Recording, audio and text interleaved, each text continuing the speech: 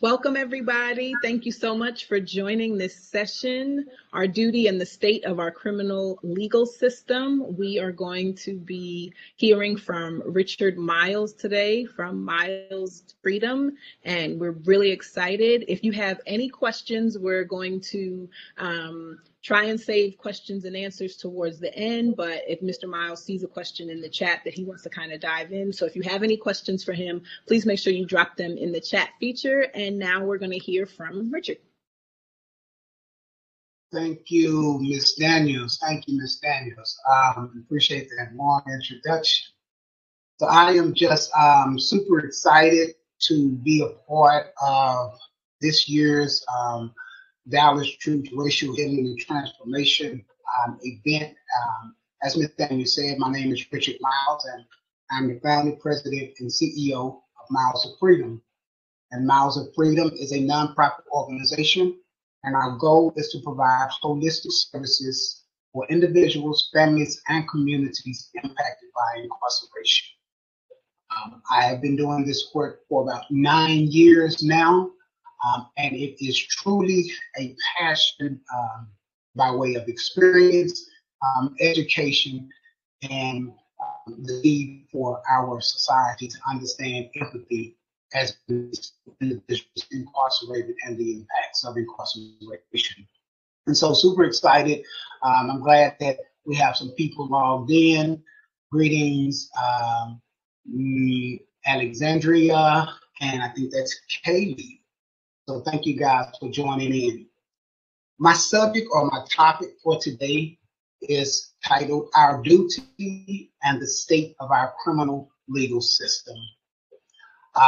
When I was reached out to about this opportunity and trying to craft up the theme, I thought about putting our duty first, because I think it's our responsibility as citizens, as people that are collectively joined together. It's a duty that we hold entities accountable, whether it's a family member, whether it's a friend, or in this context, we're talking about the prison system, our criminal justice system, but as I token it, our criminal legal system. And I will go into conversations of why I coined it the criminal legal system. And so in considering this here, I have to consider my journey. I was wrongfully incarcerated at the age of 19. I was wrongfully incarcerated at the age of 19 in Dallas, Texas. I was sentenced to 60 years for murder and attempted murder, and I spent a total of 15 years in our Texas prison system. So going in at 19 and walking out at 34. I've been out about 11 years now, and so that experience has caused a passion in me to assist others. When I thought about how I can start off this discussion, I was listening to the news last night, ironically, and I want to start off with what the number 45, or our president, whatever you want to refer to him as. I want to start out with what he put out there yesterday, and it was his 1716 commission, right?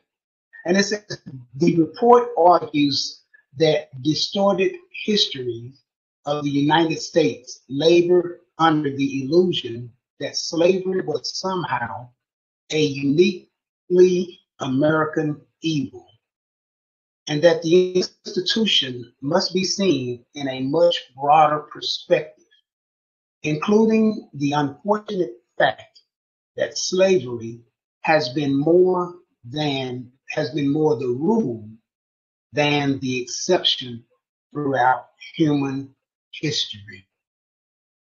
I'm just going to repeat this last part.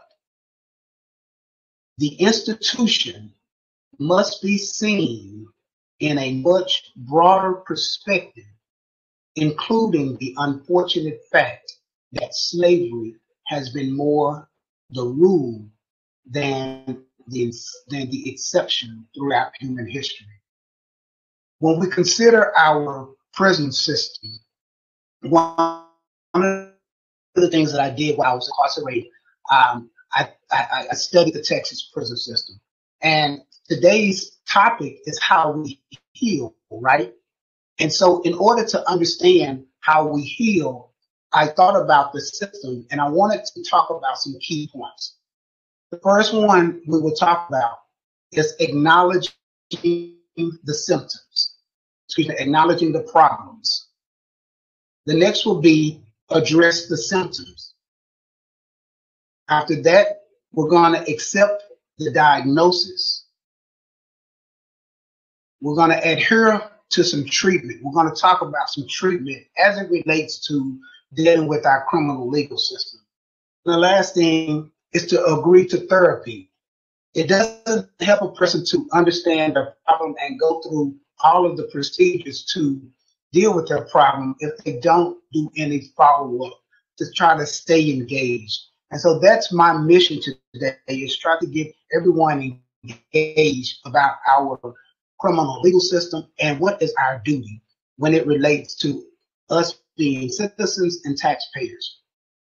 So the first one is understanding the symptoms. What is the symptoms of our criminal legal system, and why do I coin it as a criminal legal system? When we consider, let's say a crime happens. After a crime happens, a suspect is arrested based upon a witness. That suspect is then interrogated. Then interrogation, if there is enough evidence, that person is given an attorney, they go to trial, they're convicted, and they're sent to prison. But what if in that process, that legal process that we have set up, what if the person is innocent? Then the legal process does not provide justice. It was done in a legal manner, which means this person was arrested, they was afforded counsel, they went to trial, but the person was innocent, which put me to think, do we have a criminal justice system, or have we just created a legal system to incarcerate people? And I think that's what we have failed to do in regards to the Texas Department of Criminal Justice. We do not hold them accountable, because at the end of the day, we have a bias when it comes to authority. When the police says something, we automatically agree. When the attorney, when the prosecutor. Prime example, when you're going into the courtroom for jury duty, the average person looks at the individual that's potentially guilty of a crime, and at one point, do they ever say, this man is innocent? I need the prosecutor to prove he's guilty.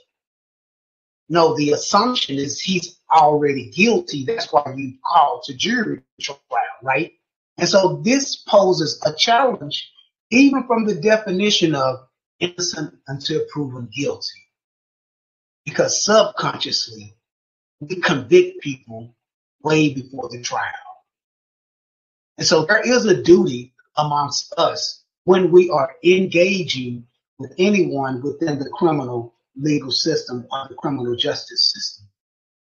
And so some of the symptoms that I saw when we're dealing with this criminal legal system, because we want to move to justice, right?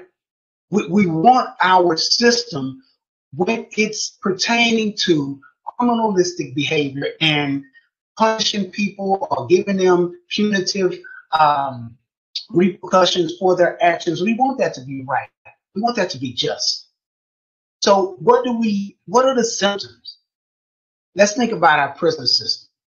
Mass incarceration, over incarceration of minorities, misappropriation of rehabilitative programs. Once a person is incarcerated, you can go to the Texas Department of Criminal Justice website, and the statistics section will show you that even in prison, minorities, blacks and Hispanics have a lesser opportunity of getting in rehabilitative programs than white people. And this is kind of like recorded. But if you're not engaged in the system, it's of interest to you.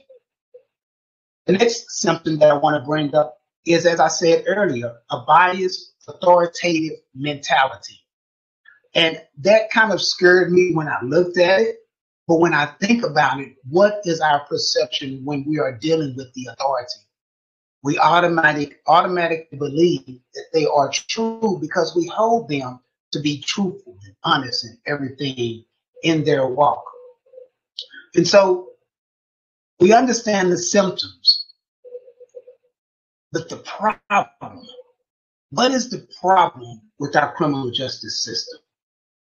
The problem with our criminal justice system not being just, it goes all the way back to the 13th Amendment. And I see Ms. Knight put up Ms. Michelle Alexander's book. And let's think about the 13th Amendment. Since the adopting of the 13th Amendment, our structured system of incarceration used to address criminalistic behavior has been deeply rooted in racism and the need for free labor enterprise, right? Racism and the need for free labor enterprise. And why do I say that? Let's look at Texas. In 1849, Texas only had one prison. One prison in 1849. And in this one prison, Texas had 250 beds. 250 beds. 249 of those beds were vacant. They only had one person in prison, which was a white man that was incarcerated for stealing horses, right? And the prison system kind of grappled with making money and keeping this system alive that was used for rehabilitative purposes and punitive actions. After 1849, the population kind of grew to 75 million incarcerated. Keep in mind, this is pre-13th Amendment. And so blacks or African Americans or Black Americans were not and could not be housed in the same place that the white counterparts were housed in. We were basically dealt with by the slave masters or anybody that had quote unquote possession of us. So 1856, we have the invention or the creation of the cotton gin, which boosts up the production of cotton. When I first got into this truth and racial healing class, I remember Mr. Jerry, he spoke about the Cotton Bowl, and I never thought our office is located in South Dallas. I never connected the Cotton Bowl to prison, to the free labor, until I got into this class, and the dots made sense. Because Texas was identified as King Cotton. And when you consider that Texas leads the nation in incarceration, this has been a generational thing going back to the 13th Amendment. 11 years after the creation of the prison system in Texas, we're still struggling with the prison system. By the end of 1866, Texas began to see a boom in the amount of people that was incarcerated. And that's a very interesting time because, as we know, the Emancipation Proclamation was passed 1 year prior, right? And so now you have the Jim Crow's laws, you have all of these laws that have been implemented to re-enslave, as the 13th Amendment actually says, to re-enslave those individuals that are convicted of crime. This is the problem. The problem with our criminal legal system is that Black Americans have never really been viewed as just people. We haven't had that luxury to be viewed as just people because we came as slaves and went from slaves to automatically prisoners. And when this narrative is put out there, the media, the intrapersonal, it devalues the person. And that's the problem when we're dealing with our criminal legal system. For us, it really has never been justice. I think about the movie, Brian Stevenson in the book, Just Mercy. Why is it when we go to trial, we only ask for just mercy when we're actually innocent? We should ask for more than just mercy. And so even in thinking about that, we have to understand where we are in this area of the criminal legal system and what is our duty. So we're moving forward, and we have the prison population booming, and some of the things that was intricately put into the prison system was the lack of rehabilitative resources to help anybody that is incarcerated come out and be successful. I can truthfully say from 1997 until 2009, I experienced a system that was void of rehabilitation.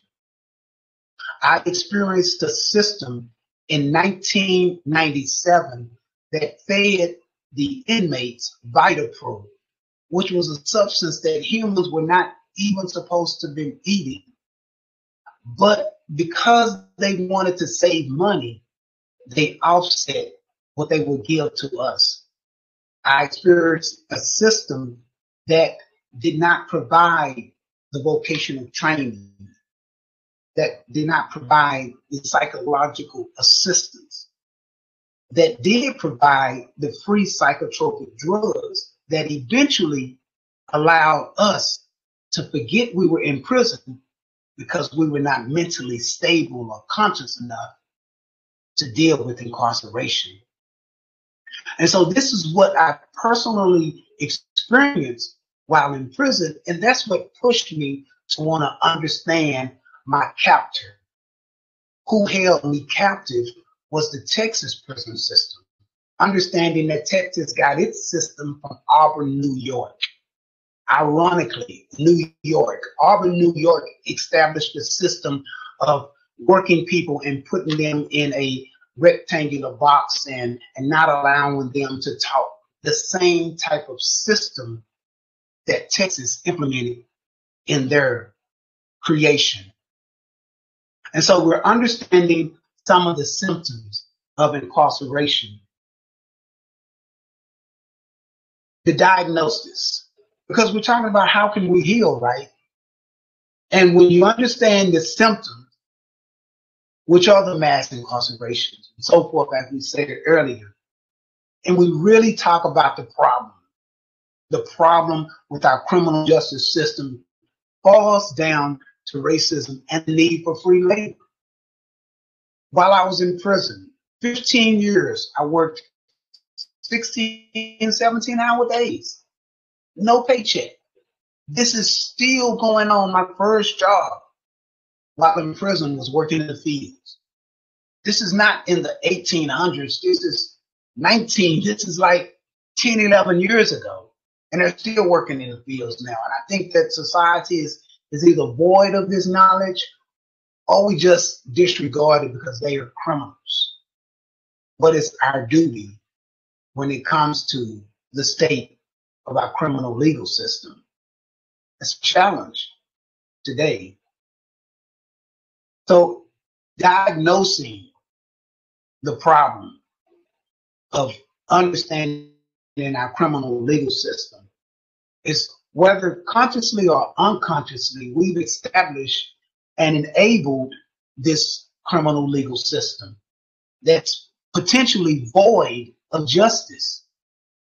And this may be hard to digest because I think that when you look at our criminal system, I have oftentimes referred it to as an abusive relationship because we acknowledge the unprofessional acts of our criminal justice system. We see the disproportionate amount of time that minorities are given. We see the innocent people that are coming out of prison. But instead of addressing it, we turn a blind eye to it because it's not happening, or because I still feel this sense of security for having a system of authority overly and out there. And we all want to be safe in our homes. We all want to be able to live the life that we feel is attributed to every American. But we should not want to live the life attributed to every American if every American doesn't have that opportunity. I was listening to an interview today, and Dr. King, in one of his commentaries, was talking to a gentleman, and he was telling him, you expect a person to pull themselves up by the bootstraps that have no boots. The same irony that we expect of people returning out of prison. We expect them to do things that they really don't have the resources to do. And this has been systemically a problem with people impacted by incarceration. Our duty and the state of the criminal legal system. And so it's really understanding, how did we get to this point, and where are we at right now? When you look at the rehabilitative programs in prison, you have the Ruiz law. And so Ruiz was an actual inmate who, before he filed this lawsuit, when a person got sick in prison, other inmates or other offenders or other people incarcerated were the actual doctors. As crazy as that may sound. It was very standoffish from a lot of the free world people, and the prison system was basically ran by other prisoners. The health conditions was horrible. The riots and gangs was violent, and Ruiz files this lawsuit against the state of Texas, and it changes the whole dynamic of how people were actually treated and handled in prison. Now, I just told you that, I just expressed that 1849 was when Texas implemented its first prison. From 1849 to right now, which is 2021, if you do your research, you're only going to find 2 other times that Texas has actually done something from an aggressive level to change the institution. The first one was the Beto administration, which was an actual man that was a warden that rose in ranks. And the other administration was the Ellis administration. So these 2 administrations changed some of the treatments of individuals incarcerated, particularly to Texas, because that's what we're talking about.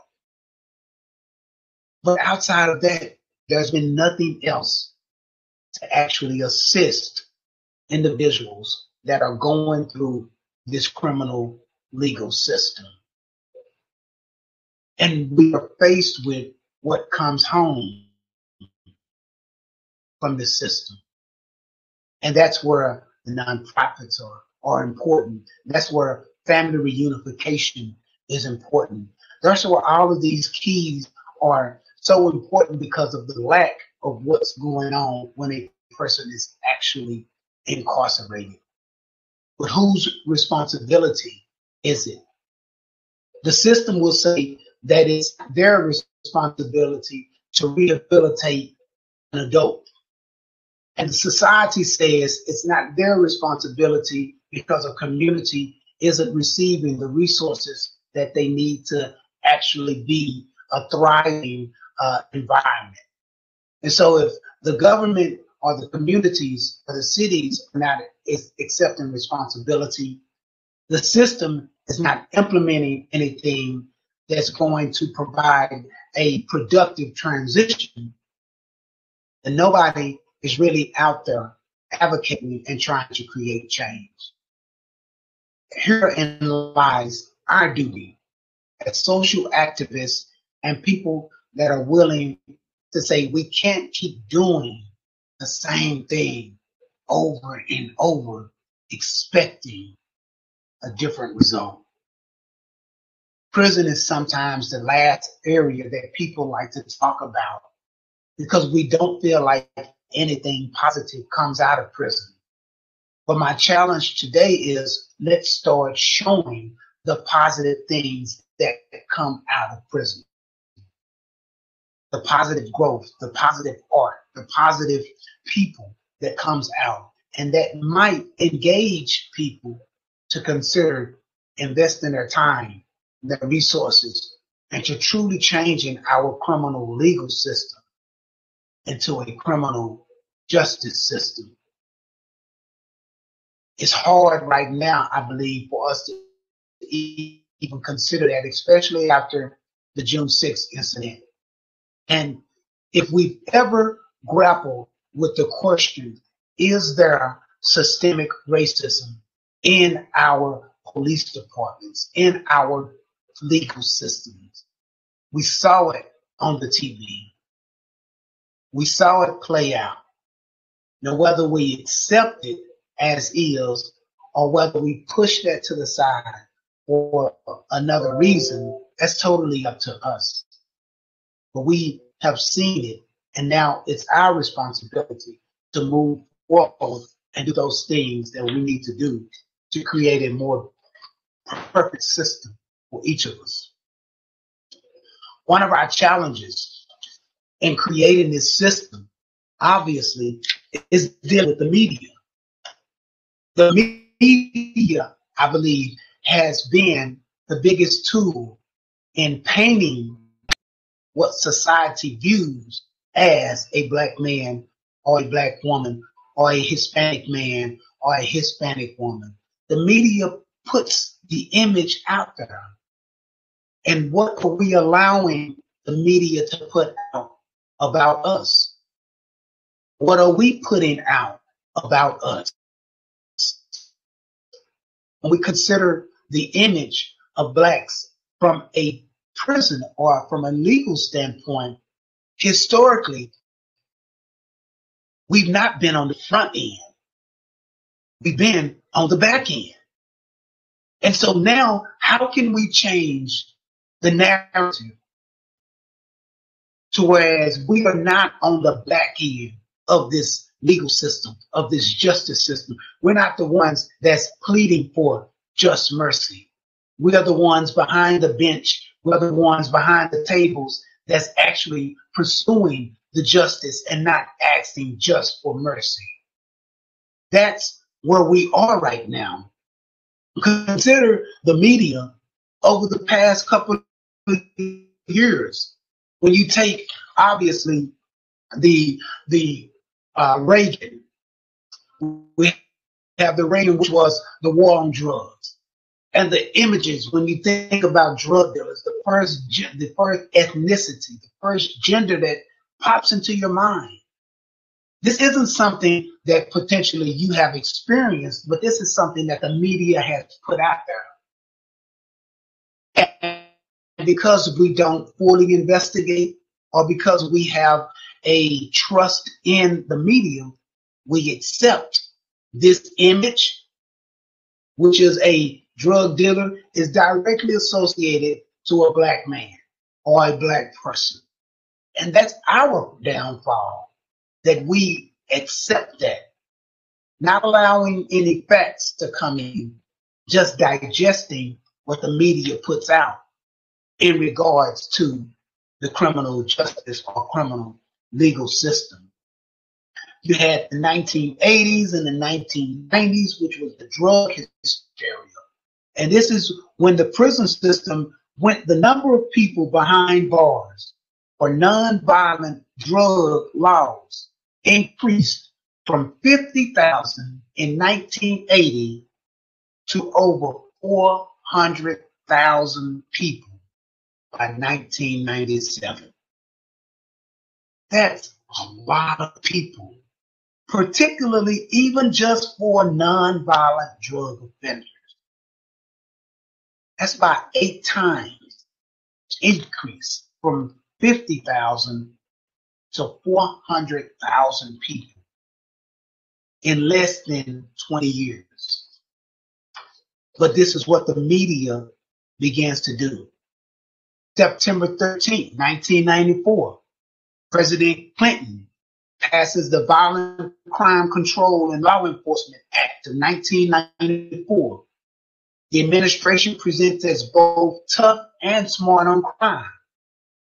It increased drug treatment programs and gun safety, but also allocates more money for prisons and issues harsher sentences, including a 3-strike law.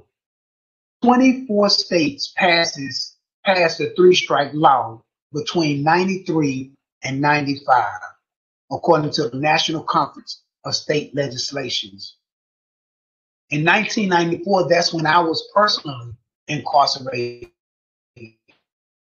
And I remember during that time frame, Governor Ann Richards they was creating these smaller prison units, and everywhere you looked around, prisons was being built. And it wasn't that crime had shot up, but there was a need for a larger free labor market. At the end of the day, we have to understand, just like in the movie Shawshank Redemption, where the man is out there in the field and they're chopping down those trees, and he tells the warden, he says, nobody can undercut your prices because your labor is free. The man gives him this piece of pie, and in the pie is money, and it's his payment to the warden so the other man can have his business back. It's the same thing with prison. The unit that I was on, we harvested sweet potatoes, we harvested watermelons, they had slaughterhouses, but I guarantee you we didn't eat no beef. And the little food that we did have, a lot of it wasn't really coming from the fields. And so where did all that food go to? The metal shops, the maintenance shops, all of these things that they was creating and making, these dump truck beds, these glass companies that people are working for. All of these products that are created and made by prisoners, but when they get out, you can't go to one of those jobs and fill out a job application because you have a felony. But you can work for me in prison because you were convicted, free. Our duty and the state of our criminal legal system. My time is running out, and it's 1:32, and I do want to open up an opportunity to any questions at all. I'm an open book. But before I do, I want to just provide some treatments, right? We've kind of had a high-level discussion about our criminal legal system, some of the issues that we've been grappling with for years. But what are some of the treatments? What can we do just as regular, everyday people? I'm going to say the first thing is to create a space of empathy. I was speaking with Miss Danielle before she introduced me, and last night I was watching the movie John Q. And there was one thing about that movie that piqued my curiosity is John Q, who was fighting for his son to receive a heart transplant. He created a space of empathy with the other people because it was about his son. And when the men looked at him, when the authorities looked at him, even though he was doing something that was perceived as criminal, they saw a dad trying to protect his son. Can we create spaces of empathy for people that are in prison or people that are on trial? Is it possible for us to say the person first and then what they are potentially convicted of, or do we always have to put the crime first and then try to address the person? A lot of times we'll never get to the person because we can't get over the crime. And so we never connect to people. We only see them as prisoners. So create a space of empathy is one treatment when we're dealing with our criminal legal system. Holding individuals accountable that are in positions of authority. We have to begin to hold the system accountable. Our criminal justice system does not have productive rehabilitative programs in it. You can go to the TDCJ website, statistical data every year, and it will show you How many people are actually in these programs? Do some research to understand what these programs entail. And lastly, educate ourselves from a legal standpoint. What laws are out there that can be pushed to actually change the dynamics of our criminal justice system? There's some great laws out there, some great people out there, and they're just waiting for you guys to become better engaged. I want to thank you for this opportunity to talk about our duty and the state of our criminal legal system. And if there's any questions, I am totally open to questions. And let's see. Miss Morgan, how did inspire you to inspire you to start Miles of Freedom and grow? Okay, so I'm assuming Miss Morgan is asking what inspired me to do Miles of Freedom, and how were you able to grow as a nonprofit? So Ms. Morgan, obviously my position as being a person wrongfully incarcerated was my total inspiration. While I was in prison, seeing people going in and going out of the prison doors was that inspiration. When I was fully exonerated, that changed the game for me, because that opened up a financial door for me, and we took that money and we started Miles of Freedom. The money didn't make me happy because it came from a dark place. So how can this be positive to me? And so that's how Miles of Freedom was started. And I've just been blessed to have a great board that works with me, a very diverse board, and people that's compassionate about the impacts of incarceration. Miss Deal, I spent the criminal justice system in Sam Houston and worked my way up earning a PhD. After studying criminal justice for so long, working briefly in the system, I became disillusioned and dissatisfied and left, changed careers. And I had entered the TJ. It was difficult. Yeah, Ms. Deal. So, I remember some of the people that, some of the officers that worked on the unit that I was on, they came there for a short time, and a lot of them had aspirations of going into the criminal justice field. But because of what they experienced with the system, either they stayed as an officer or it just turned them away from the criminal justice experience. And I think that goes towards us, organizations that's in this space, not showing good work. I mean, we have to show people that great, productive people come out of prison. At the end of the day, that's what we have to do. Ms. Daniel, what advice do you have for people who want to get involved in criminal justice efforts in the city of Dallas or violence? Yeah, so my first advice is to find out where you want to be at, right? Because when you look at criminal justice is a wide array of things to get engaged with. From the point of arrest, as my my good friend Kadisha tells me, at the point of arrest, all the way to re-entry is criminal justice. And that's why it's such a hard topic, but such an important topic, because this is the crust, I think, of our society.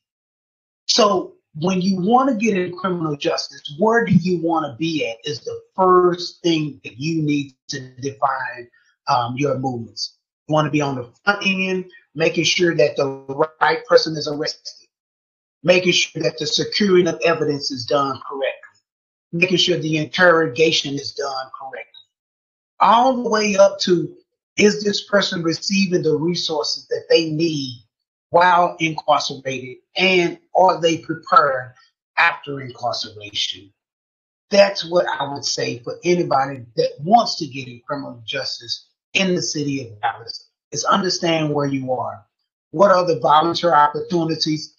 Once again, if you want to be on the front end, you have the ride shares with the police department. You have those type of engagements. If you want to be on the back end, you have nonprofits that have volunteer opportunities. You have awesome schools of law that can put you on that right path as well. The field is wide open. I say choose wisely, right? Because it's a long run. It's minor.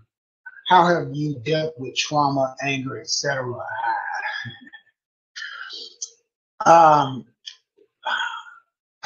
Miss Minor, I will say that the creation of Miles of Freedom is my vent for my anger. It's my vent for my frustration. While I was in prison, I experienced every emotion under the sun, from anger to suicide. And I was encouraged by a lot of people. Miss Joyce Ann Brown, may she rest in peace, that was an advocate for me. But at the end of the day, spiritually wise, God encouraged me that there is peace in being innocent. There is a peace in being innocent. And it was in that peace that God allowed me to have, that it covered me through what I had to go through. Ms. Deal, I would suggest looking into restorative justice programs. Most definitely, these are supposed to focus on healing communities. That's a good point. Anytime you can be a part of a restorative justice program, that's great.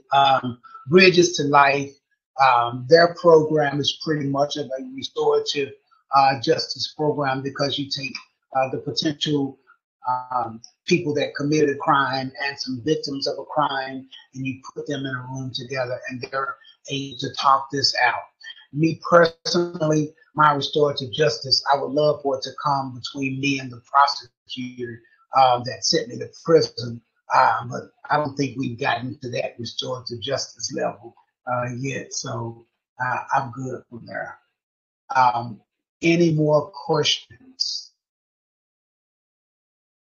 All right. Well, man, it's 1:42. I have 3 minutes remaining. Oh, somebody popped up. Can you offer insight on how important it is to include the immigration detention centers within conversations? I mean, yeah. So, Miss, Matt Moore, you know, when we criminal legal system, anytime we can say a system is legal and not just, we have a problem, right? If you have immigration from a legal standpoint, is it just? We cannot take justice off the table when we're dealing with humanity. That's the hierarchy of anything. We're dealing with humanity. We must be just. And so it is important to deal with situations of immigration detention, because if it's not just, then in essence, it's really not legal. We're fooling ourselves. How does policy change get influence in this area?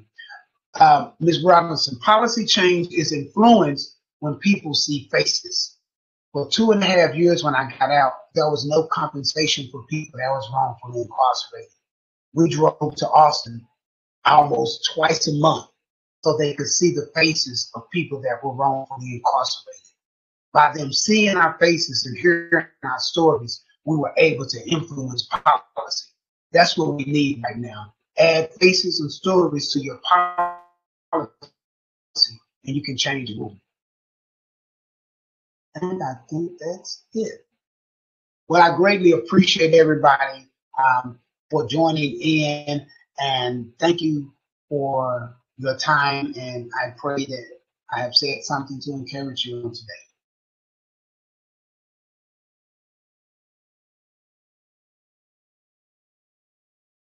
Thank you, Richard. Are there any more questions before he? Did you answer Tina's question? How does policy change get influenced? And oh yes, you did answer that one. Okay. Yes. Thank you guys so much for engaging in the chat. Thank you for your time, for your effort, for your energy. Richard, thank you so much for being here. We are grateful that your story has continued and is continuing the way that it is. We're so grateful for the work that you're doing and how you're impacting our community and kind of, you know, blazing a trail for others to follow. So thank you so much for your effort, for your sacrifice. We're indebted to you. Thank you. And this session, go ahead. I said thank you for the opportunity and platform. Of course.